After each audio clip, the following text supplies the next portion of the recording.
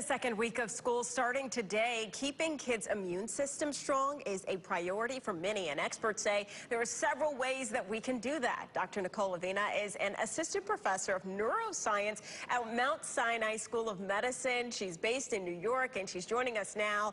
Thank you so much for being here. So having your expertise is very valuable. So let's start with how parents can make sure their kids are getting the vitamins and nutrients they need. Well, I think it's just really important that we focus on making sure that kids get a variety of different foods in their diet. Try to focus on making sure that they're eating the rainbow, lots of different colors, lots of fruits, lots of vegetables. One thing that you can think about using is something like Crispy Green. They make crispy fruit snacks. These are fabulous because these are good for on the go. And they're literally just freeze-dried fruit with no added sugar. And they're running this really cool back-to-school contest right now with some great prizes on their website at crispygreen.com. And you can pick them up locally at Fresh Market, Harris Teeter, or at Big Lots.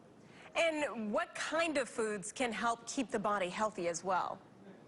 Well, like I said, it's about making sure that we're getting the variety of foods. And so focusing on a lot of these different types of foods that are colorful, like, for instance, peppers. Peppers are great because they contain antioxidants.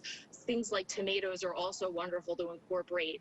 And if you find that you're having a hard time getting your kids to eat the variety, it's important to think about maybe using a supplement, like a multivitamin supplement. VitaFusion is great because they make a variety of different ones that are geared towards children. These are gummy vitamins.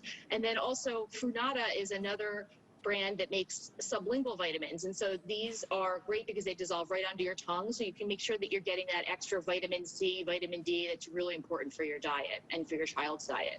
And Dr. Avena, I can hear parents in my head saying, but my child's a picky eater. It's not that easy. I even remember my mom saying, you cannot leave this table until you eat, fill in the blank. What kind of conversation should we be having with our kids to let them know this is really important? Absolutely. And I'm a parent myself, so I can speak from personal experience that kids are not always going to cooperate when it comes to eating healthy. But I think it's really important that we have the conversation that this is about keeping your body functioning well and about staying healthy in the long run so that you can do things with your friends, so that you can play sports, so you have the energy to just enjoy yourself. And so I really think it's about having that repetition and having that conversation all the time with your children about the importance of taking care of their bodies for their immune health and just for their health in general. And what kind of foods should we avoid altogether for the kids? Certainly stay away from foods with added sugars. There's so much research coming out now that suggests that diets that have a lot of added sugars, which is what the typical American diet unfortunately has, can do some damage to our immune system. It can impede our immune health.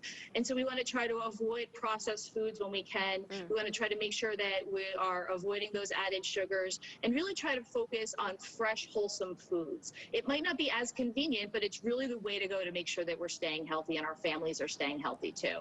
And Dr. Avena, we know that cold and flu season is coming up. Any solutions for how we can prepare the kids for that? Well, I think it's important to just have the discussion with them about making sure that they have good hand hygiene. When they're washing their hands, one thing I often say to my children is you want to say the happy birthday song 3 times. And that's how long you need to be washing your hands.